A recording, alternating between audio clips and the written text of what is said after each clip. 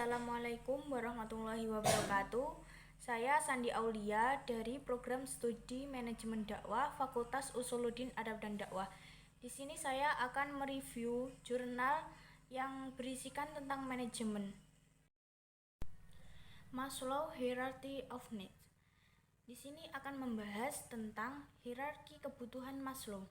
Any discussion of need that motive performance what the implemented without consider Abraham Maslow.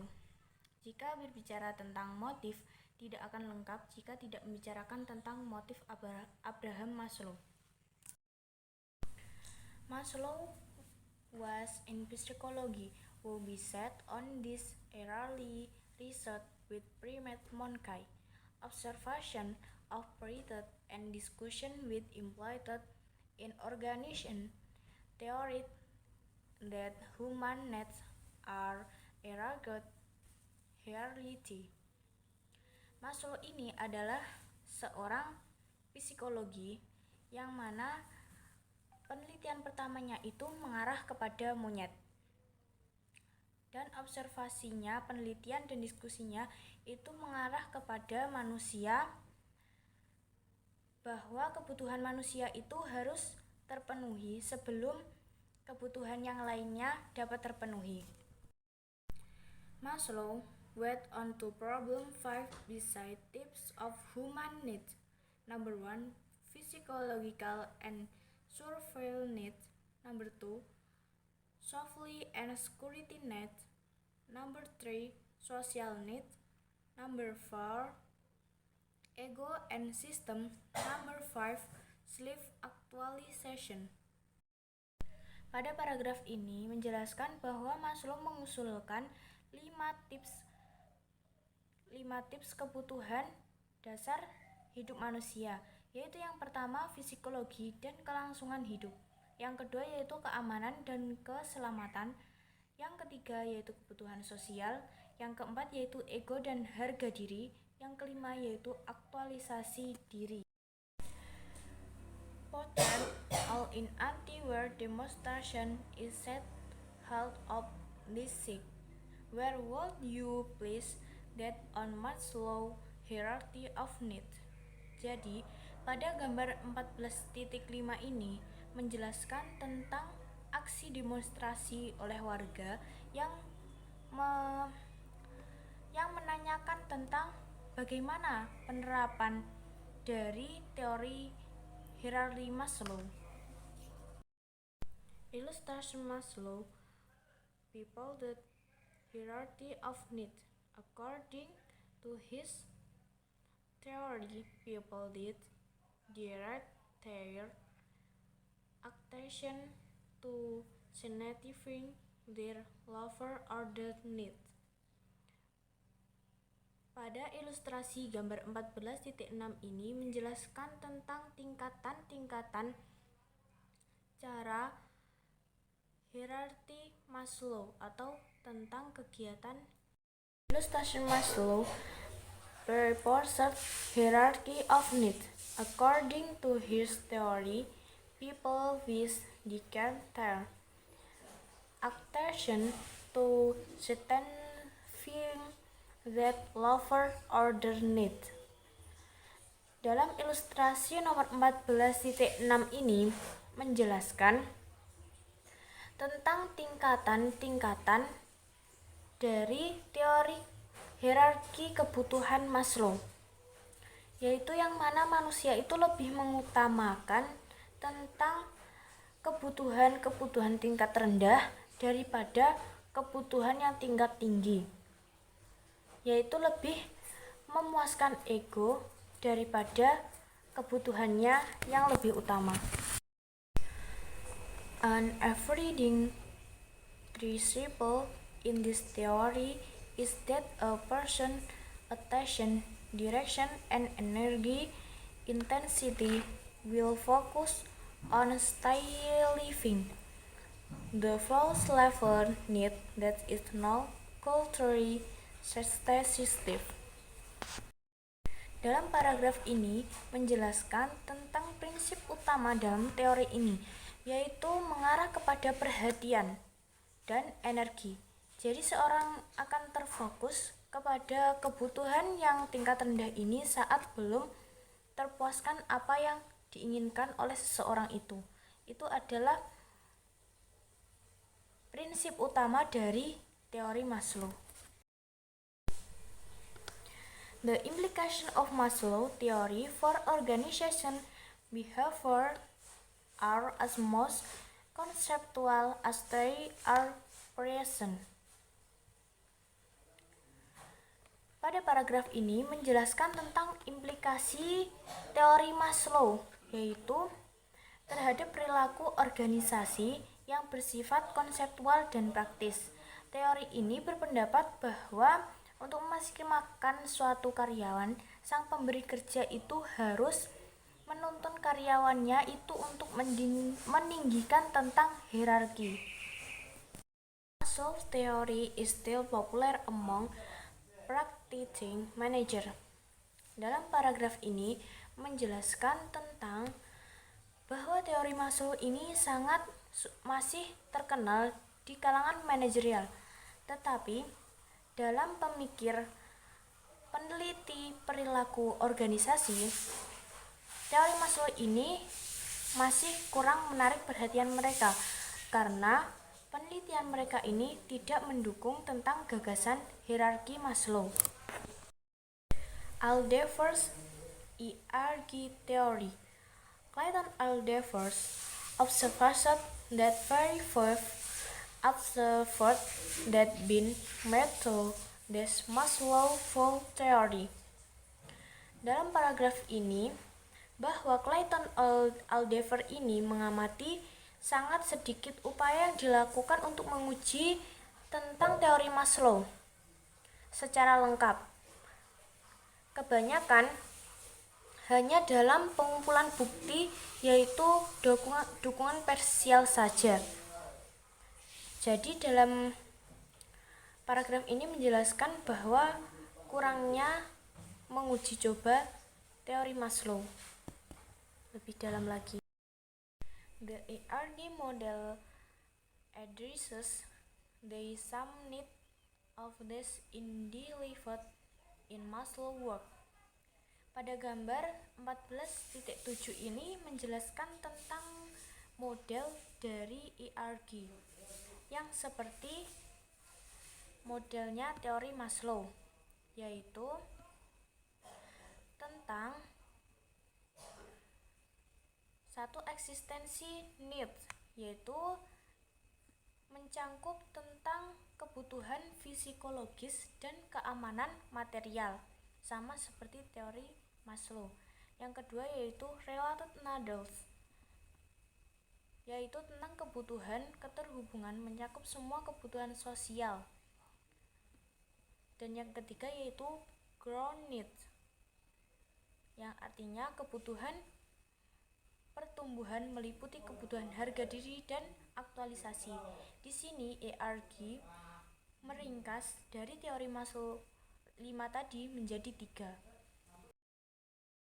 For complete satisfaction progression, frustration, registration, and aspiration are okay to endeavor standing Alderfer hierarchy theory.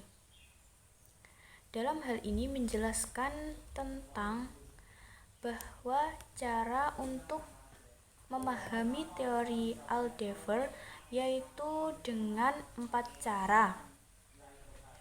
Yaitu yang pertama dengan komponen perkembangan kepuasan, yang kedua yaitu frustasi, yang ketiga yaitu registrasi frustasi, dan yang keempat yaitu aspirasi.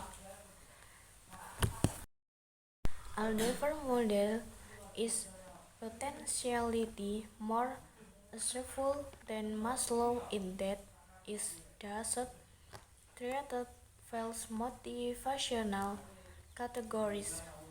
Dalam paragraf ini menjelaskan bahwa teori Alderfer ini lebih berpotensi dan berguna daripada model Maslow karena menciptakan kategori motivasi yang tidak salah, yaitu para peneliti tidak perlu membedakan yang mana kita harus berinteraksi dengan orang lain ataupun saat kita akan menerima atau kapan interaksi tersebut terpenuhi, itu tidak perlu dibeda-bedakan lagi.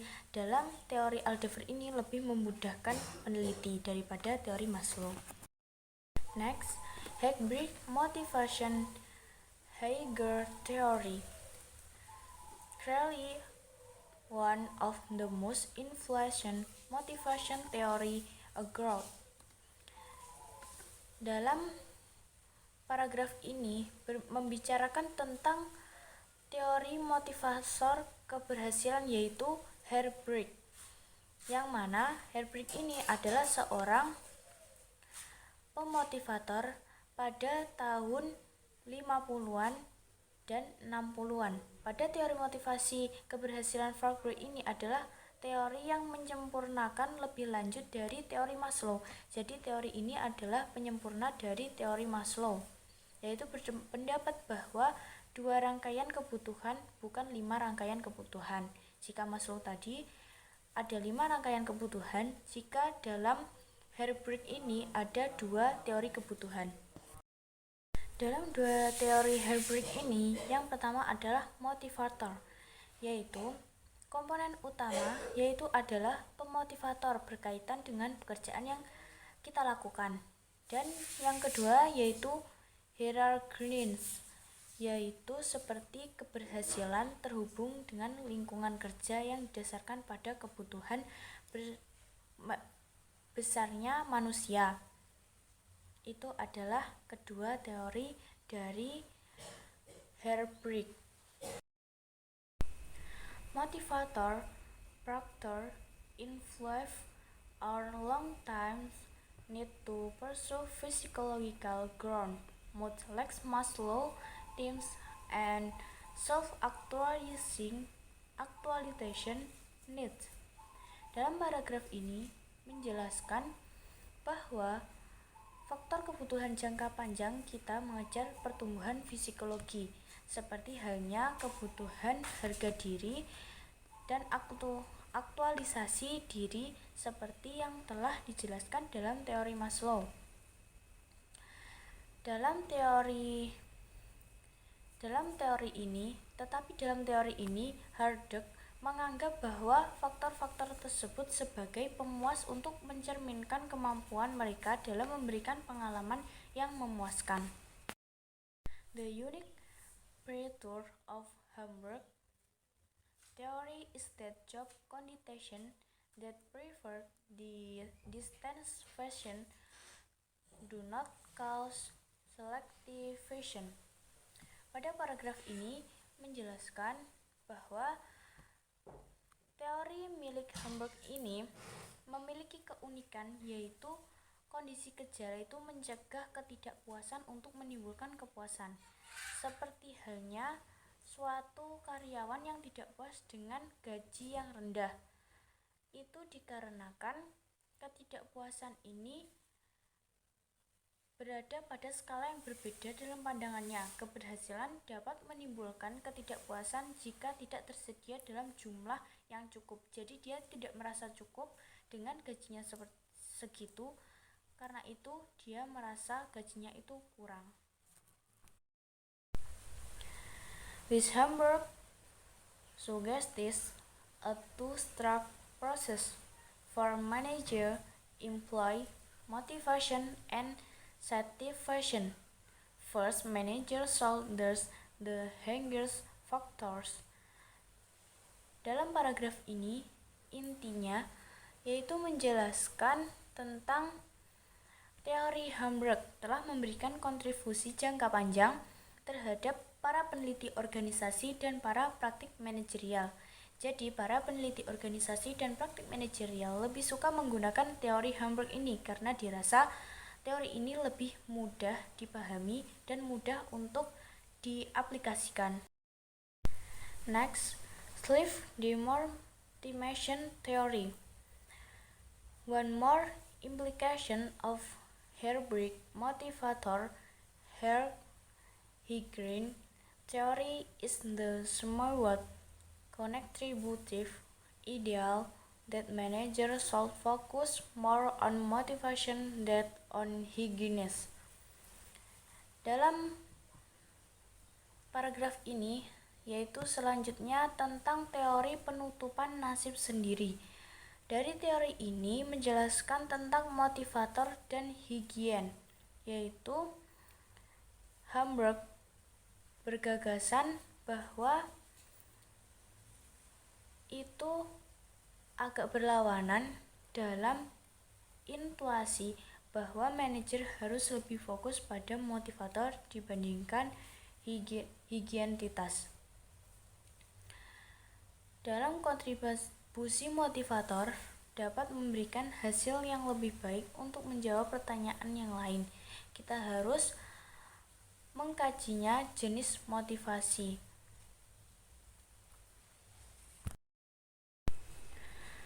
Self-determination theory (SDT) seeks to imply not only what causes motivation, but also how intrinsic rewards extract intrinsic motivation.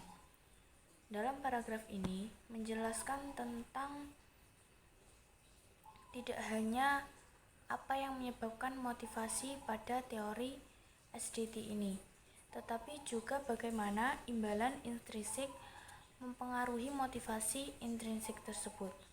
Motivasi ini dibagi menjadi dua, yaitu motivasi ekstrinsik, yaitu motivasi yang lebih mengarah kepada sesuatu yang lebih bernilai hasilnya, sedangkan motivasi intrinsik itu lebih mengarah kepada suatu hal yang tidak terlalu penting. SDT takes the compress of intrinsic reward and intrinsic motivation further than the other and theories. Dalam paragraf ini menjelaskan tentang teori SDT itu mengambil konsep penghargaan intrinsik dan motivasi, yaitu jika konsisten menemukan bahwa penghargaan ekstrinsik itu lebih banyak, maka kemungkinan besar motivasi intrinsik itu akan berkurang. SDT theory has intrinsic implication for the manager of organizational behavior. Dalam paragraf ini menjelaskan bahwa teori ini memiliki implikasi menarik bagi para pengelola organisasi. Seperti halnya suatu pekerjaan itu yang tidak menarik jika ada seorang karyawan yang memiliki keterampilan yang tinggi, kemungkinan karyawan tersebut juga akan mendapatkan imbalan bonus gaji ataupun gaji yang lebih tinggi daripada karyawan yang memiliki kekurangan dalam keterampilannya.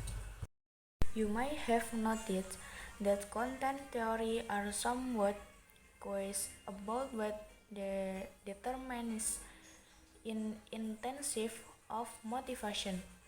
Dalam paragraf ini menjelaskan bahwa dalam motivasi ini memperhatikan bahwa teori konten agak sepi mengenai apa yang menentukan intensi motivasi. Dalam teori penentuan nasib sendiri ini, pekerja yang terlampir lebih diberikan kesempatan untuk mengasah keterampilannya dan kebebasan untuk mempraktikkan keahliannya akan termotivasi secara intrinsik. Operant conditioning theory.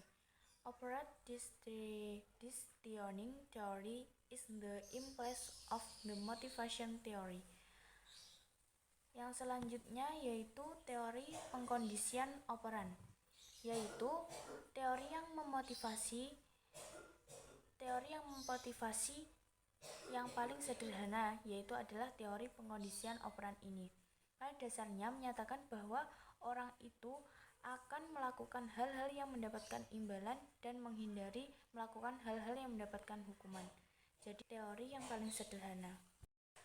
Operation conditioning focus of the learning of voluntary behaviors. Dalam paragraf ini menjelaskan bahwa teori ini lebih mengarah kepada perilaku sukarelawan, yaitu seperti halnya yang ditunjukkan bahwa dihasilkan dari pengoperasian lingkungan. Jadi dalam teori ini lebih mengutamakan terjun langsung kepada lingkungan.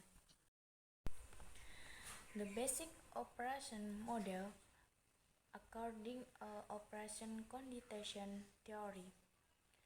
We learn to behave in a particular fashion because of consequences that resulted from your past behaviors.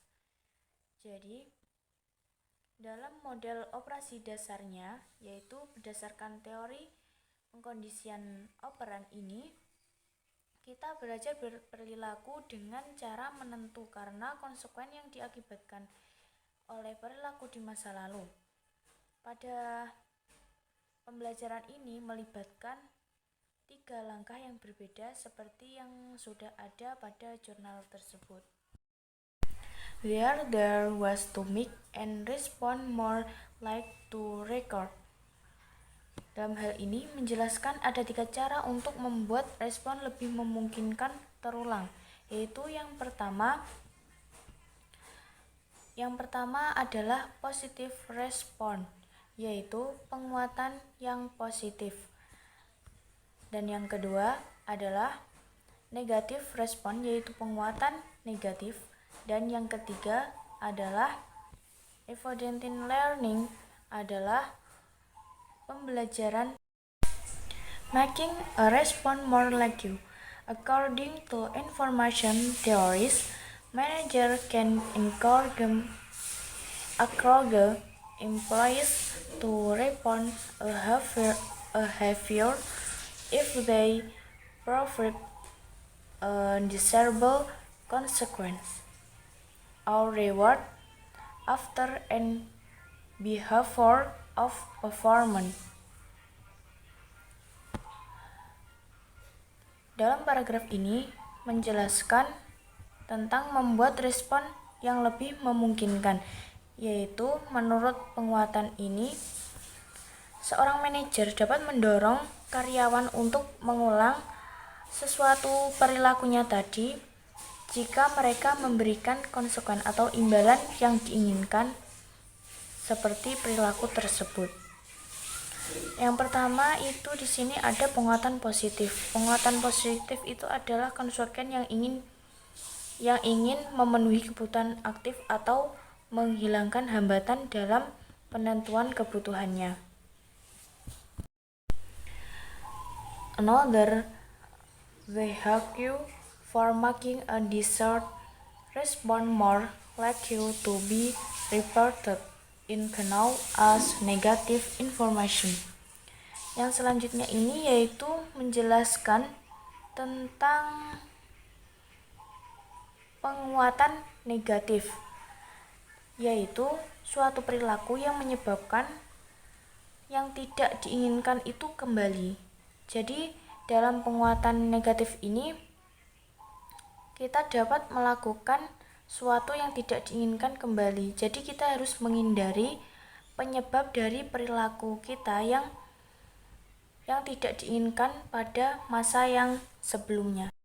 Karena dalam penguatan negatif ini harus berhati-hati, dikarenakan penguatan ini bisa berlanjut kepada jalur hukum. A third method of making a response more likely to occur involves a process known as evidencing learning yang tidak diinginkan, atau suatu konsekuensi yang tidak kita inginkan, atau suatu hal buruk yang akan terjadi yang tidak kita inginkan atau tidak menyenangkan. Making a response less like you. At times, it is necessary to discourage a worker from reporting an undesirable behavior.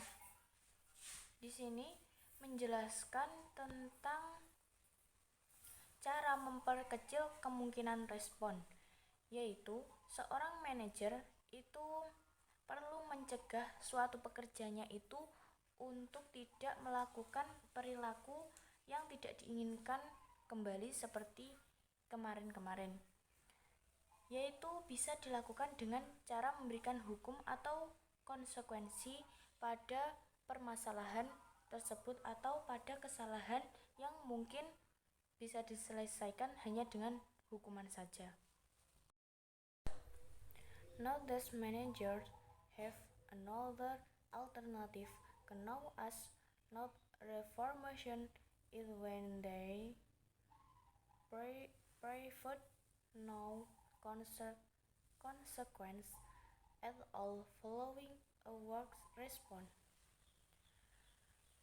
Pada paragraf ini menjelaskan bahwa seorang manajer tidak hanya memiliki kealternatifan saja, tapi juga sebagai non-penguatan, yaitu yang mana manajer tidak memberikan konsekuensi sama sekali setelah respon pekerja.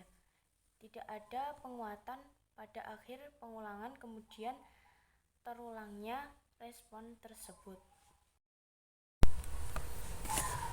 Will Befriendment Carty works more lucky than does not reformation.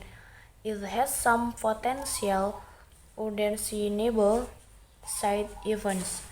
Dalam paragraf ini menjelaskan bahwa walaupun suatu hukuman itu lebih menuju kepada sesuatu mungkin tidak akan diulangi lagi jika sudah dihukum, tapi kebanyakan dari para seseorang itu reformation with a person is learning a new behavior, like how to perform a new job. It is desirable to reinforce active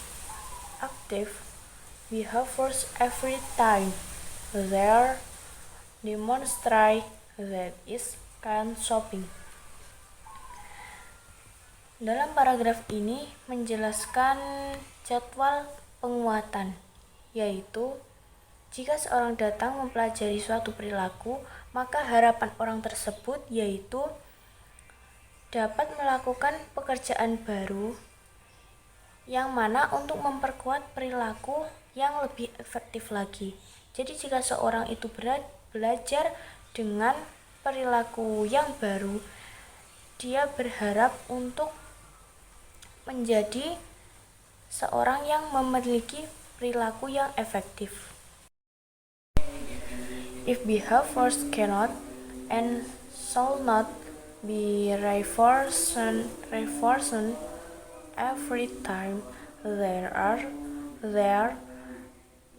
behaved, how often shall they be reinforced? This is a question about cycles of reinforcement. Jadi pada paragraf ini yaitu menjelaskan jika suatu perilaku tidak dapat atau seharusnya diperlakukan, setiap kali melakukan tersebut harus diperhatikan. Dalam artian di sini kita berusaha untuk menentukan seberapa sering suatu perilaku yang diberikan penghargaan agar perilaku tersebut tidak hilang. Dalam penelitian ini memutuskan perintah pada 4 jenis penguatan. 4 jenis penguatan ini, yang pertama adalah fact ration. Fact ration ini adalah rasion yang tetap, yaitu dengan jadwal.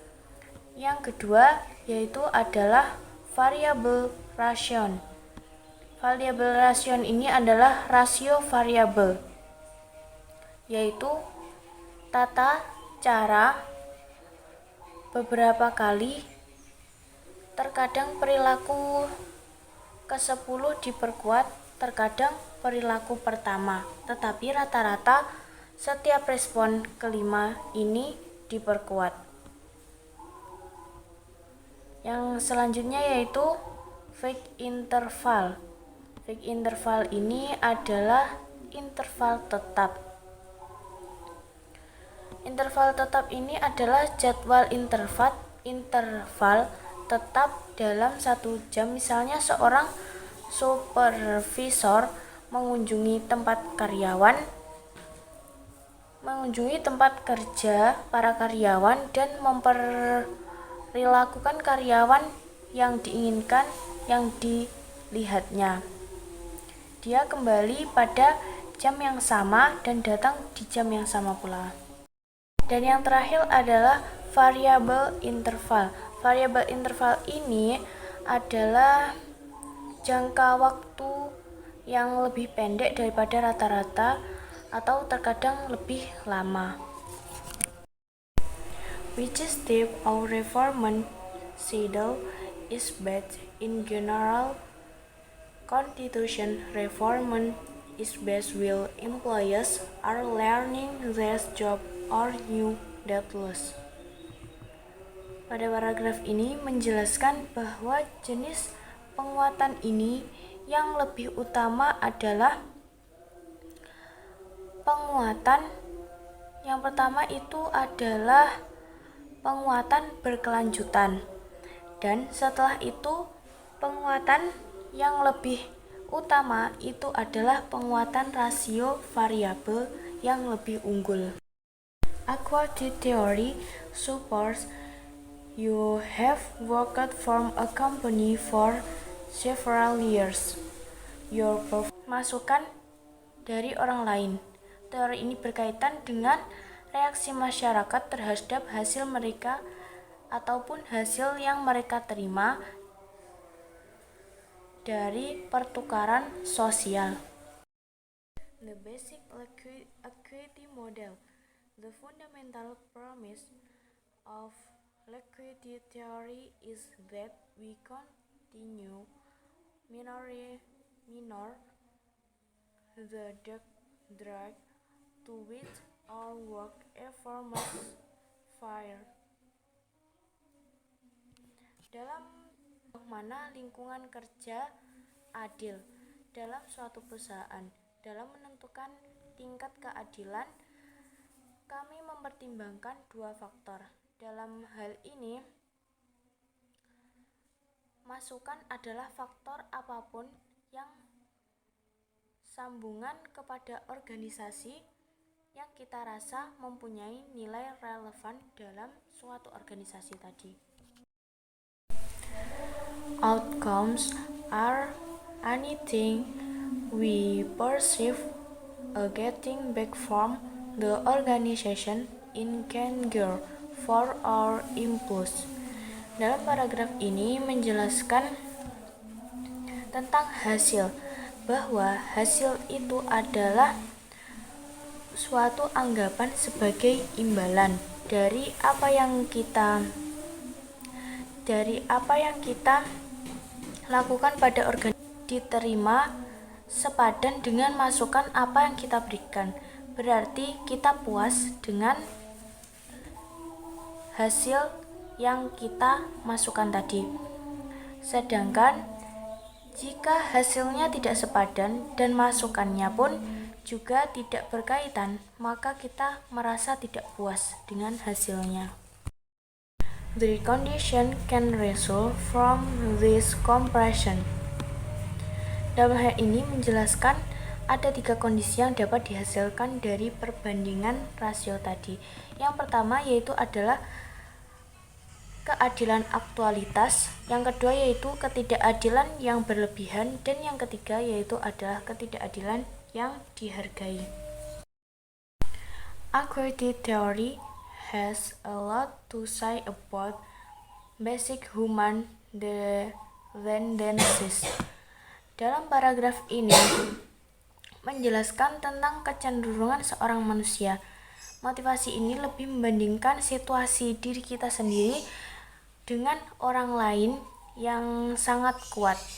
Seperti halnya saat kita menerima nilai ujian, mungkin kita akan melihat dulu berapa nilai kita, lalu kebanyakan kita akan melihat nilai dari orang yang di samping kita, apakah lebih bagus ataupun lebih bagus daripada kita. Most workers in their unit tasks are outliers, partly dissatisfied with care party. Dalam paragraf ini menjelaskan sebagian besar pekerja itu tidaklah bahagia merasa dipuaskan dengan gaji mereka. Pada teori ini membantu menjelaskan tentang manusia itu memiliki perasaan ketidakadilan atas apa yang ada pada kenyataannya. Seperti salah satunya, kita itu cenderung melebih-lebihkan tingkat kinerja kita. Misalnya sebuah pelatihan yang dilakukan oleh penulis adalah meminta lebih dari 600 karyawan untuk menjalankan kinerja mereka secara autonom. The second human tendency that led to unwarranted perfection of liquidity is our theory to override the outcomes of others. Dalam paragraf ini menjelaskan tentang kecenderungan manusia kedua yang mengarah kepada persepsi ketidakadilan yang tidak beralasan adalah kecenderungan kita kepada hal tersebut. We make congrats to produce a system of perceived quality or we leave the station. Dalam paragraf ini menjelaskan tentang ketimpangan penghargaan yang berlebihan atau dirasakan. Dalam paragraf ini menjelaskan jika kita mendapatkan reward ataupun imbalan yang berlebihan, itu kita tidak akan merasa tidak adil. Padahal hal tersebut juga tidak adil bagi pemberi reward tersebut. Karena pekerjaan kita tidak sesuai dengan pemberiannya mereka, karena lebih banyak pemberian mereka daripada hasil kerja kita. Perceive under reward inequality. When we perceive that under reward inequality exists, that is other unfairly make more than we do. Pada paragraf kali ini membahas tentang mengurangi ketimpangan under reward, yaitu sederhananya dapat membantu menjelaskan konsekuensi ketidakadilan. Seperti halnya dua mobil yang mengencangkan rodanya sama-sama, tetapi antara kedua mobil tersebut menghasilkan per minggunya itu menghasilkan hasil yang berbeda. Rasionya ekualitas mereka adalah seperti pada tabel di atas, yaitu sangat merugikan pihak salah satunya daripada yang satunya itu tadi. Namun hipotensi dalam contoh itu apa yang mungkin dilakukan, yaitu untuk menyelesaikan masalah tersebut. Dalam hal ini, mereka mendistorsi persepsi mereka sendiri itu mengenai hasil atau masukan dari salah satu pihak dengan menggunakan acuan yang berbeda dari pihak lain, atau mereka meningkatkan situasi di mana kesenjangan tersebut terjadi. Seperti halnya yaitu mengubah masukan orang tersebut, yang kedua yaitu mengubah hasil dari orang tersebut, yang ketiga yaitu masukan dari referensi lain atau mengubah hasil dari referensi lain, yang kelima yaitu mendistorsi persepsi masukan dari atau hasil, yang keenam yaitu pilih persepsi lain yang berbeda, dan yang ketujuh yaitu meningkatkan situasi tersebut. Implication of quality theory.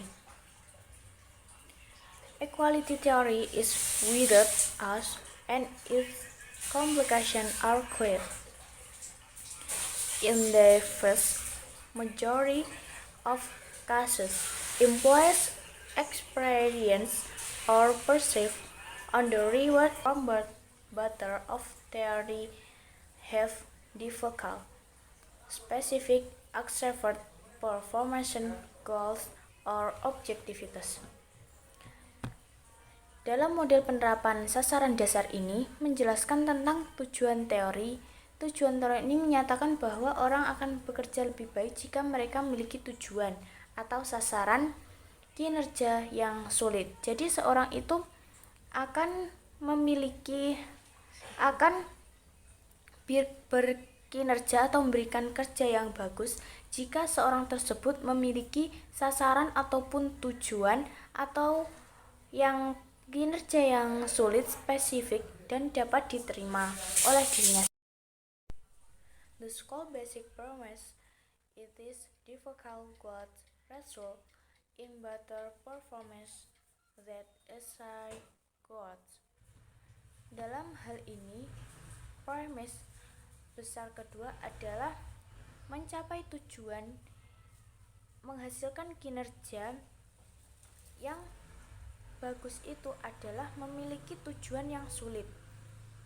Bukan berarti tujuan yang sulit itu selalu tercapai, tapi lebih baik kita berniat mencapai tujuan yang sulit daripada kita mencapai tujuan yang mudah, karena itu akan memberikan kita lebih semangat lagi.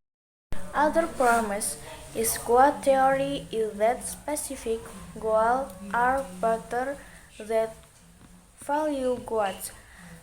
Dalam paragraf ini menjelaskan bahwa premis yang lain itu dari tujuan adalah perspektif tujuan itu lebih baik daripada tujuan yang tidak jelas. Seperti halnya dari tujuan ini mengatakan bahwa kita itu harus berkinerja lebih baik bila kita mempunyai tujuan yang spesifik. Jadi kita harus memilih tujuan spesifik supaya kita dapat bekerja dengan baik. A key premise of goal theory is that people must achieve the goal.